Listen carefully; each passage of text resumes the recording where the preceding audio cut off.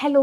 ഇന്ന് നമ്മൾ ക്രാഫ്റ്റൊക്കെ ഒന്ന് മാറ്റി പിടിച്ചിരിക്കുകയാണ്. ഇപ്പം ഇന്ന് നിങ്ങൾക്ക് യൂസ്ഫുൾ ആയിട്ടുള്ള, പ്രത്യേകിച്ച് വരയ്ക്കാൻ മടിയുള്ളവർക്കും അതുപോലെ വരയ്ക്കാൻ അറിയാത്തവർക്കൊക്കെ യൂസ്ഫുൾ ആയിട്ടുള്ള ഒരു ആപ്പിനെ കുറിച്ചാണ് ഞാൻ നിങ്ങൾക്ക് പറഞ്ഞു തരാൻ പോകുന്നത്.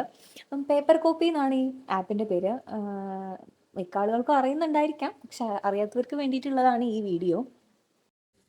അപ്പോൾ നിങ്ങൾ പ്ലേ സ്റ്റോറിൽ പോയിട്ട് പേപ്പർ കോപ്പി ട്രേസർ ഡൗൺലോഡ് ചെയ്ത് ഓപ്പൺ ചെയ്ത് വെക്കുക.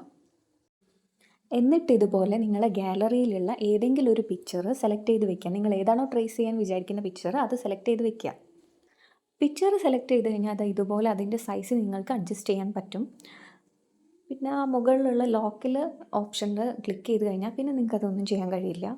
പിന്നെ അത് അൺലോക്ക് ചെയ്യണമെങ്കിൽ തൊട്ടപ്പുറത്തുള്ള ആ ഇൻറ്റു മാർക്കിൽ നിങ്ങൾ ടച്ച് ചെയ്താൽ മതി.